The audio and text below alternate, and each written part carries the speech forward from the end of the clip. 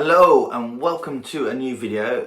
This week's going to be a little bit different, so if you're expecting either sim racing or some car content, probably not the video for you. So today, if you've been following my Instagram, which I'll put just down here, you will have seen that I've just got a new car. So I've just got a Toyota GR Yaris, and that means that the Evo 9 sold and has a new owner. Now, one thing that I did through the lifetime of the Evo is keep every single receipt for any little thing that I ever did with that car, and collected it all together, and I've basically put it all together. We're going to see how much the true cost of ownership of a Mitsubishi Evo 9, in the UK at least, how much it cost me over the 52 months that I had the car. So it's just over 4 years. Loved the car. Sad to see it go, but we've always want to move forward. So yeah, let's find out how much it really cost us.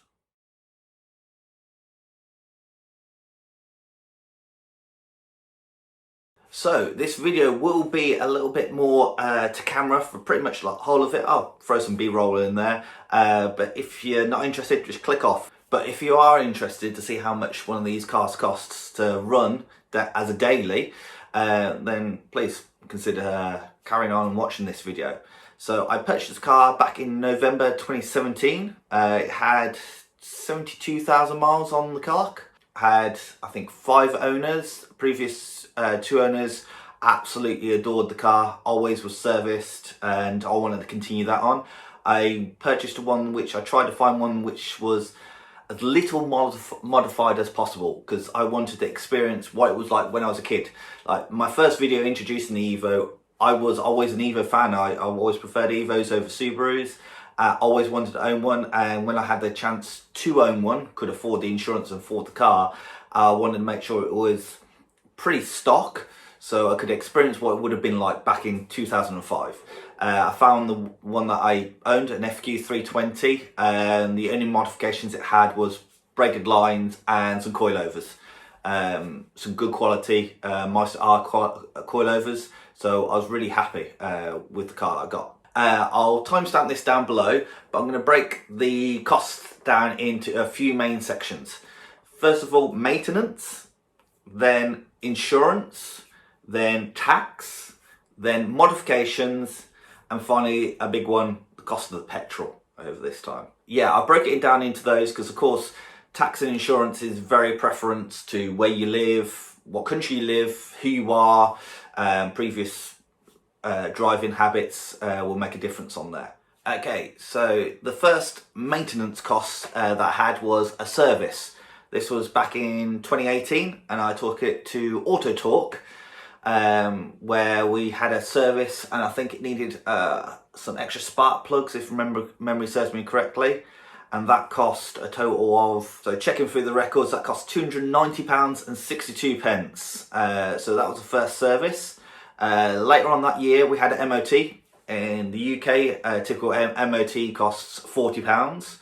So that was the next service cost. Now it flew through the MOT, no issues. Next up was, still in 2018, I managed to get a nail in one of the rear tyres. So I replaced 2 tyres, keep it symmetrical, and they cost £177.26. Still in 2018 was a second service. Again, this one was a fairly expensive one at £371.23.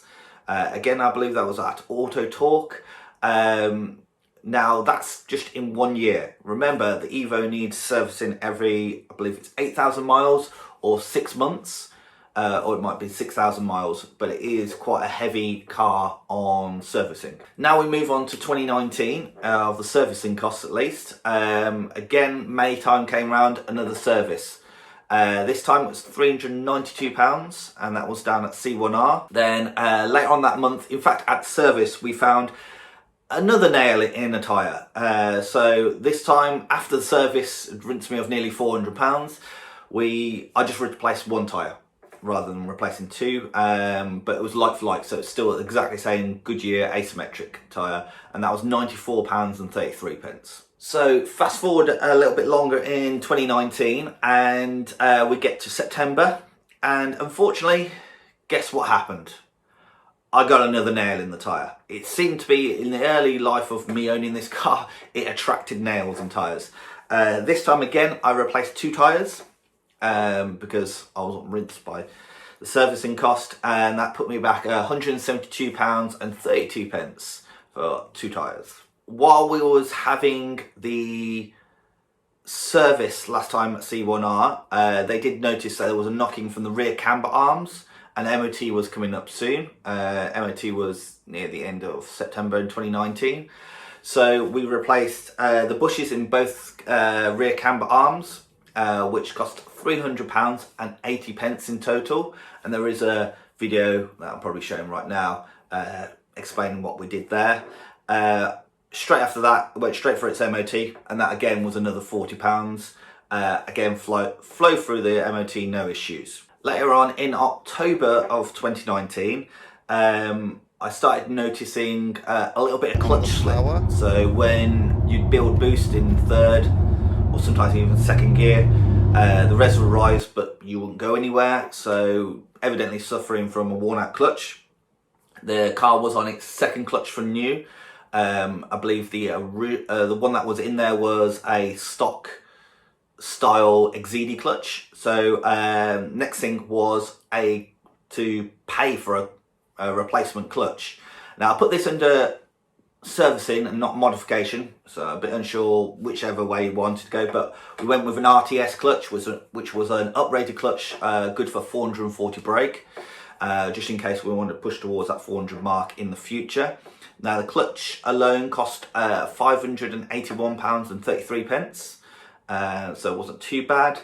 And then of course we needed to fit the said clutch, which at the same time I had a service, just mixing those two in together, and that cost another £570, and that again was for C1R. That comes to a conclusion of everything that was done in 2019. Now we move on to 2020. Now I have to say I didn't do many miles in 2020 because of the whole COVID thing. So there's a lot of lockdown. I was working from home, so the car literally sat on the drive for a couple of months.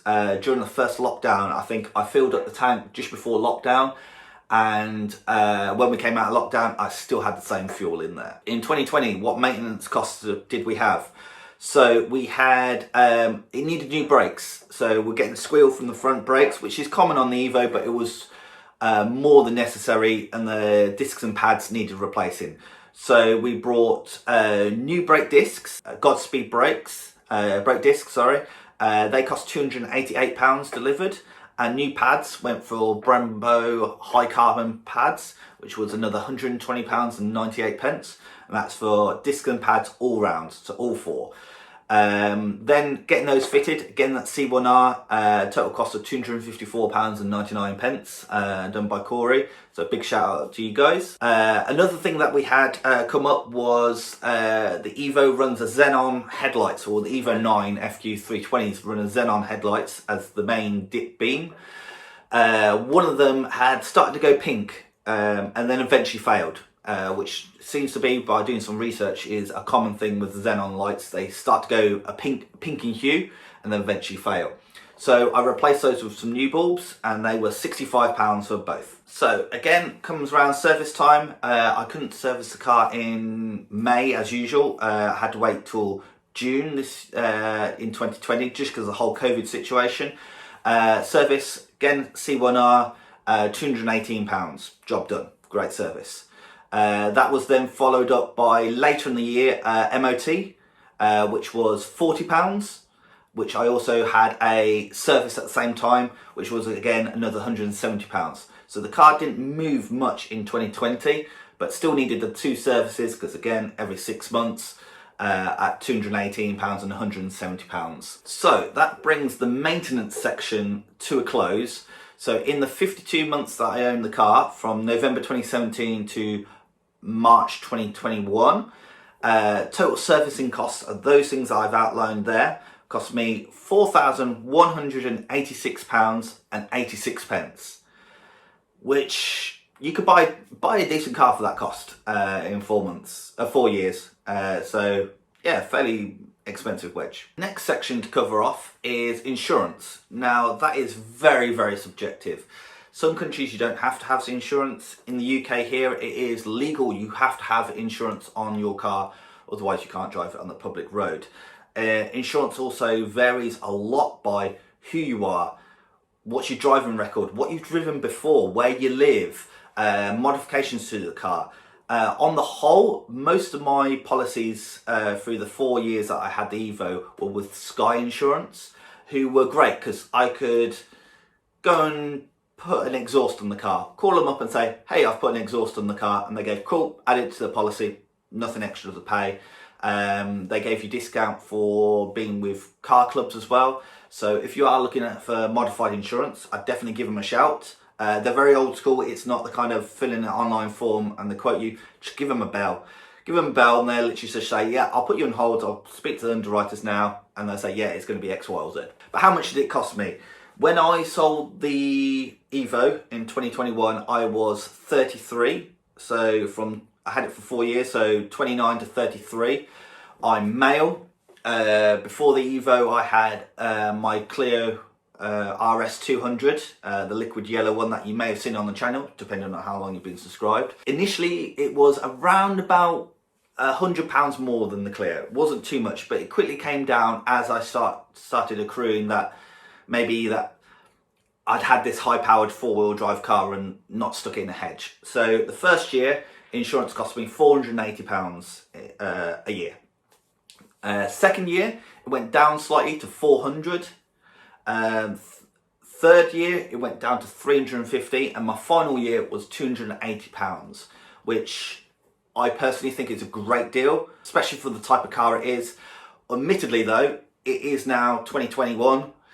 In 2005, Evos were being stolen, used as ram-raided cars. As I mentioned in previous videos, it's not something that gets stolen nowadays. It's quite hard to start unless you know how the immobilizers work. So you're not going to go very far, and you could go and steal a Golf R Audi S3 by mimicking the keys, and off you go, and you've got a ready-made car. In total, my insurance over the 4 years cost me £1,510. Doesn't seem so bad.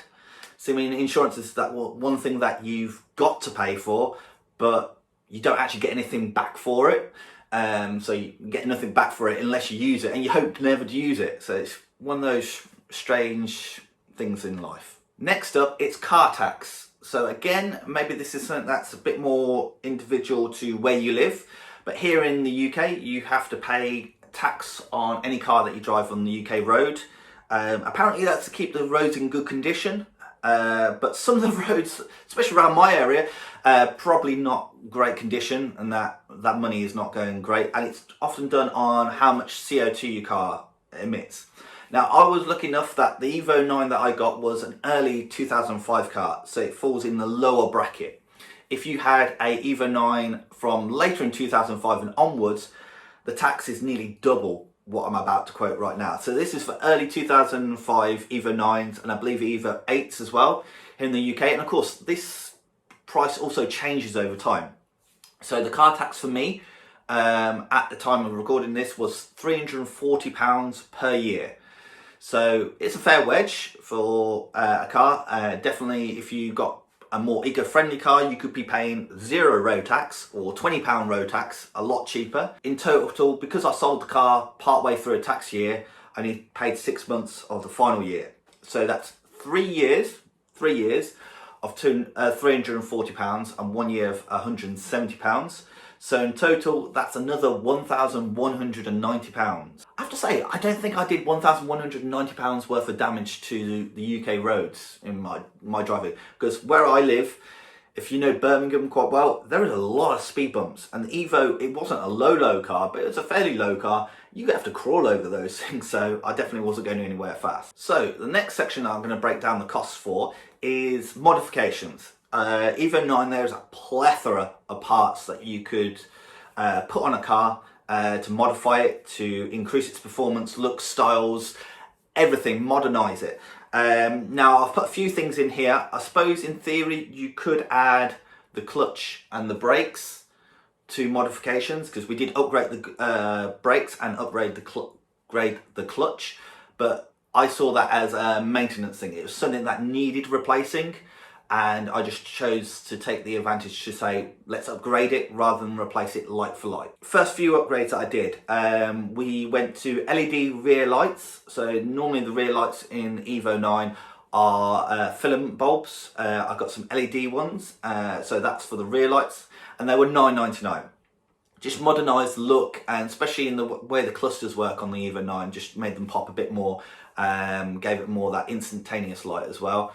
At the same time, I upgraded the side lights. So those are lights at the front of the car. When you switch over, you're not quite at dipped beams, you just want those corner edging marker lights. I upgraded those ones to LEDs as well. Nice, simple, easy upgrade. Also meant that when you had your headlights on, with Xenons, they're quite a blue light. The side lights were yellow because of being a filament. If you go to an LED, of course, it matches up a lot better. I thought it looked a lot nicer. And those were £5.29. Easy modification. Dead easy to get to in the Evo. Pop the bonnet, pop it out the back. Car came with the original Alpine head unit, which plays CDs, fantastic. Plays radio, fantastic. But has no Bluetooth connection. And you could get old iPod connection to connect to your phone, but it's really hard to find, and I think it was about 60 or 80 pounds, and it was the 30-pin connector, so you would need another connector on that to connect any kind of modern iPhone to it, so it just wasn't feasible.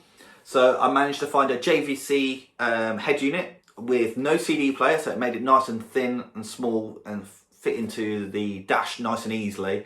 It also matched the same kind of colours as the clocks on the Evo, and came with Bluetooth. I paid £35 for that, so not a lot, and meant I could Bluetooth music to it. Bob's your uncle, I could listen to some tunes then. Next up on the modification list was interior lights. When you open the door, of course, you've got filament bulbs up above you, and I replaced again all those with LED lights. Just gives a more cooler white/blue hue to it, and definitely lights up the cabin. So the normal filament bulbs, if it is dark, they're pretty much pointless because you ain't finding anything below about waist height. Anything that you lost in the footwell's gone. And they cost me £11.80. It's two different types. So the one behind you was kind of the stick one, and the ones in the front were more of a traditional bulb. The next big upgrade or modification that we did was the original HKS exhaust had a small blow in it. So rather than repair it or replace it like for like, Super Dragger exhaust, I don't even think HKS make it anymore. We went all the way to Chester and went and collected a Russ Fellows exhaust. Russ Fellows, great chap, makes exhausts for all types of Evos and GTRs, a few other cars. Really nice chap, willing to talk to me, show me how he made it, talk a bit behind the science. Great to communicate with. I said, this is kind of sound I want, and he was like, yeah, then you need this size center section, this size rear silencer. And I went for a full 3-inch exhaust with a burnt tip end and a decaf. Didn't get it posted because we went and collected it and spent a day out in Chester, and that set us back £450. So great deal on that one. Next on the modification list was the original front splitter on the Evo. Was 15 years old, so had stone chips, and the clear had started fading. It really needed removing and retreating, polishing right down, and make a new clear coat on it. Instead, I went for a Varis style front lip, just because I like the way in the centre it bowed up. Just reminded me very much of a Ferrari 488 GT3 car. And that set us back, that was a carbon lip, and that set us back £246. And then I fitted that one myself. Next up on the modification list is a new intercooler. So this is middle of 2020. We're working from home, working from work, all sorts, lockdowns lifted, lockdowns going back into it. And what I wanted to do was just update the front end of the Evo. The Evo had the original intercooler, and over time aluminium can come dark and faded, and I just thought it'd be a nice upgrade. Managed to find one at Sumo Power. Great work from those guys. Ordered it, I think it arrived 2 days later. There is a video of that if you want to on the channel, and that cost me £334.56 in total. And I think that really freshened up the front end. With the other mod that I'm about to talk, the carbon front lip and the intercooler just raised the front end to make it look more modern, cleaner and nicer. It was a stock size intercooler, so did it have any performance benefits? Doubtful. The car wasn't mapped anyway, so it wouldn't have taken advantage of it, but it was a newer, cleaner core with straighter fins, so potentially had a better cooling effect on the charge. Next upgrade we had was a Cusco power brace. That's a blue brace in the front of the car that I managed to get from Part Box when they had a sale. It took a while to come because I purchased it, but it wasn't in stock, so I had to wait for it to come across, and that cost me £187.68. Added that hint of blue just behind the front bumper. Looks really nice, and it's kind of an iconic thing on Evo 7, 8s and 9s, is that power brace behind the front bumper. The final upgrade that I did during my ownership of it, or modification, was I updated the plates. So the plates, I still kept the original Extreme ones because that's where the car was sold, was through Extreme, who were Mitsubishi's UK seller or importer. So I went for some 4D plates from Custom Plates Limited, and they cost me $69.99, 4D ones. So we went for a matching blue underneath that matched the power brace, and that was front and rear. And that was just to give that little bit more colour coded and just make the car pop a bit more. So that brings all the modifications that I personally did to the car in the 4 and a bit years. Total cost of all those modifications, you're looking at £1,350 and 39 pence. Which isn't too much over 4 years. I didn't go wild. I think if I had kept the car, my next stages were probably going to the 400 mark, keeping it stock-ish, but maybe pushing it a little bit further. But to be fair, at 320, it was a fast car, and if you weren't ready for it, it would jump out your hands. So definitely a great car. Final section of the breakdowns of costing of how much it cost to run my Evo 9 is petrol. Now the Evo 9 needs 98 octane fuel. It doesn't run right on a 95, and I'd never put 95 in it. Myself personally, ever since I had the car, I always filled it up at Shell V-Power. There's probably 3 Shells that I use in the local area, and that's it. I would go out my way to make sure I'd go there. I would only ever fill the tank. Filling the tank at most, depending on where you go, because petrol costs do vary, you're looking at about £70. It's a 55 litre tank. Back when we went into the first lockdown and the petrol prices plummeted, I think I filled up a tank for £46. I had nowhere to use the fuel. And car sat for like 3 months with that same fuel in it. But that would have been nice if we could have always kept petrol that. But normally you're looking around £60 to £65, depending on how empty the car tank was. Now, I never fully drained the tank because I have heard that the car comes with no fuel filter. So whenever the red light, the low fuel orange light came on, I'd always be like, right, my next stop is a petrol station. 52 months. Daily driving, we had the car at 72,000, sold it at 94. So what's that? 22,000 miles, which is not a lot of driving in 4 years, to be fair. How much petrol? What you should do is pause the video now, write down below how much you think the petrol cost, and then I'll reveal it to you. So, sum total of the petrol for 52 months of daily driving an Evo 9 here in the UK cost me £4,709 and 47 pence, which, wow. You could legitimately buy a decent used car over 4 years finance for that kind of cash. So that's a lot of money. But let's total it all up together and let's see what our total price is. Let's just do a final recap of what we've got and the total price. So we've got 4 years and 52 months, so just over 4 years, and 22,000 miles worth of ownership as a daily driver of a Mitsubishi Evo IX FQ320 here in the UK. We're talking mods, £1,350 and 39 pence. Maintenance, £4,186 and 86 pence. Insurance, £1,510. Car tax, £1,190. Petrol, £4,009 and 47 pence. So if you guys can do the maths off the top of your head, that is a total of, wow, ready for this, £12,946.72. That is nearly £13,000 worth of ownership costs over the 4 years that I had the car. That's nuts. That's a lot of money. But you know what? I don't smoke, I don't drink, I don't take drugs. That is my drug, is enjoying a car, going out, having fun with it. I have to say, one regret of having the Evo was COVID-19 and the 2020 that followed it. No car shows, couldn't really go out and enjoy the car with fellow enthusiasts. Everything was locked down. That's probably one gutting thing, that I never got to really experience that side. I got to go to a few car shows, but if I had my time back, I would have done more there. But yeah, £13,000 is the cost of ownership of an Evo over 4 years. If you enjoyed it, please give me a thumbs up. If you didn't, perfectly fine, give it a thumbs down. I appreciate that. If you just pop a comment in the comments how I could do it better in the future, because it's all about feedback. If you give me some feedback on how I can do it better in the future, I'll make it better in the future. But until next time, goodbye.